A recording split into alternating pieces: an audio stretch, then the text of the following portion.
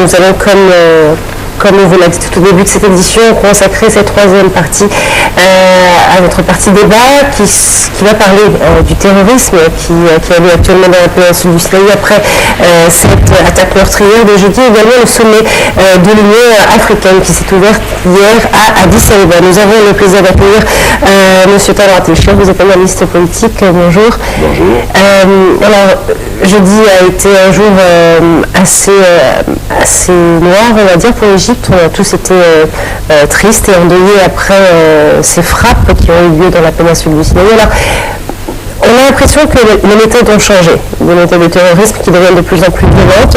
On sait que depuis la destitution de Mohamed Morsi, le président islamiste, plusieurs menaces ont été déclarées ouvertement à l'Égypte, notamment dans cette région.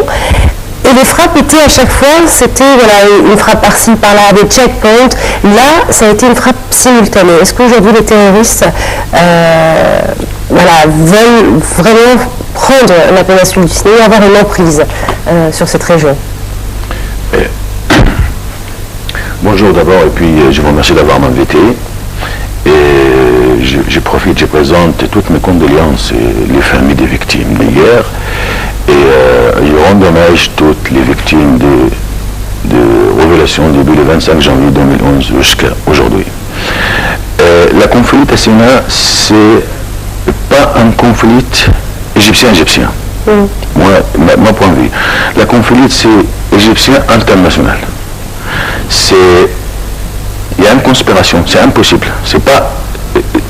Vous parlez des changements de manière de terrorisme à Sina, bien sûr qu'a changé parce que depuis un mois et demi, depuis que le docteur Morsi est isolé, c'est une manière, maintenant ça a changé. Oui, parce que l'objectif c'était que l'Égypte, démolir l'Égypte complètement, avoir le feu à droite à gauche un peu partout l'Égypte. Aujourd'hui, ils sont échoués parce que on a remarqué quand même que depuis le 30 juin qu'on a isolé Morsi, que le peuple a isolé Morsi, c'est pas. Depuis le système il est changé par rapport aujourd'hui. Le peuple, il n'a pas voulu de frères musulmans. Aujourd'hui, est-ce que vous croyez, si la retour de Morsi, ça va s'arrêter? Moi je dis non, c'est impossible. La retour de Morsi, ça ne change pas grand-chose parce que on est contre une conspiration contre le Moyen-Orient, tout est clair. C'est une conspiration contre surtout l'Égypte aujourd'hui parce que l'Égypte, c'est la seule armée dans le Moyen-Orient. C'est la seule État qui est quand même stable. Parce que vous avez ce qui se passe en Syrie, qu'est-ce qui se passe en Libye, ce qui se passe en Irak. Tout ça, c'est l'Égypte, suivant les bonifications américaines. Il faut dire la vérité, il ne faut pas. Suite à la bonification américaine, c'est l'Égypte, il sera comme l'Irak, comme la Syrie, comme la Libye. Alors, le peuple égyptien, il est conscient de tout ça. Le gouvernement égyptien, il est conscient de tout ça. Il est conscient qu'il y a une conspiration. Et on voit depuis 30 juin que les billets, ils se contrôlent l'armée égyptienne, ils se contrôlent la force de la police, la ministre de l'Intérieur. Et ils se contrôlent. Alors, il faut qu'ils changent parce que ils ont échoué pendant un an et demi. Aujourd'hui, ils changent.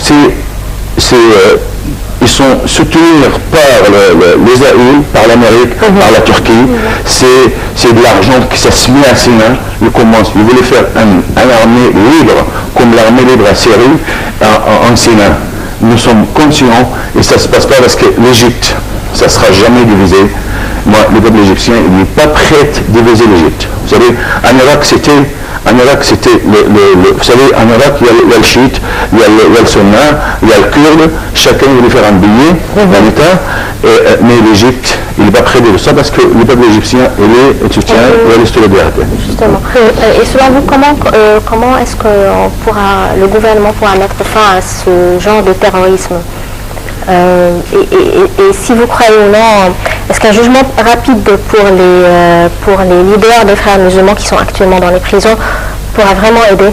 C'est-à-dire il y a des appels actuellement sur les réseaux sociaux à un jugement rapide à ces leaders, à Morsi, à Mohamed Badia, à tous les leaders des frères musulmans, afin de mettre fin, un point final, à ce terrorisme. Ça change pas grand-chose. Comme je vous avais dit, ça change pas grand-chose parce que c'est la conspiration est internationale. Vous savez, je vous avais dit, si même on fait la retour des Morsi, ça change rien. Parce que il y a un objectif, il y a une planification à faire. La planification d'éliminer l'armée égyptienne, éliminer l'Égypte. Vous savez, l'objectif de l'Europe et l'Amérique, l'objectif c'est trop clair. On le sait depuis longtemps. Vous savez, rentrer dans le Moyen-Orient et que le pétrole d'Israël sous le contrôle des États-Unis et la sécurité d'Israël. Alors, la sécurité d'Israël, il ne faut pas avoir une armée importante à côté d'Israël. La seule armée importante, c'est l'armée égyptienne. C'est trop clair. Alors, on dit le jugement des frères, c'est pas les frères. Moi, écoutez, hier, j'ai vu dans la cérémonie des soldats qu'on était tous, vraiment tous, tristes. L'Égypte, c'est un cauchemar. C'est vrai, c'est un cauchemar. J'ai vu dans une cérémonie quelqu'un qui écrit, dit il faut y aller mettre le feu dans les maisons des frères musulmans, il faut y aller les tuer, il faut y aller. Il faut ça. Parce que ça ne sert à rien. Ça nous conduit dans un tunnel noir, on ne peut pas s'en sortir après. Ça nous conduit, ça nous conduit dans une guerre civile. Il ne faut pas. On est dans un état de loi. On a une constitution, on a une loi, il faut respecter la loi. Justement, comme disait c'est vrai qu'il y a énormément d'appels à ce que les tribunaux militaires, puisqu'on a des lois, comme vous le dites, pour juger les auteurs de ces crimes, essayer de rendre les procédures plus rapides concernant les frères musulmans. Vous avez parlé... parce que les gens croient que ces leaders, c'est eux qui financent et qui donnent les ordres. Je suis tout à fait d'accord avec vous. Je suis tout à fait d'accord. Écoutez, un terrorisme qui tue quelqu'un, attends, c'est l'Égypte, c'est l'économie. On a éliminé l'économie. Et pour les juger devant le tribunal militaire, c'est le minimum. Mais, voilà, vous avez utilisé le mot terrorisme. Aujourd'hui, on sait que plusieurs pays sont frappés par le terrorisme. La France a également été frappée par le terrorisme.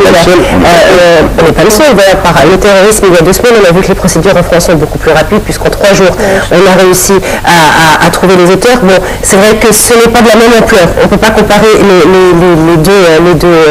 les deux pays. Sauf que...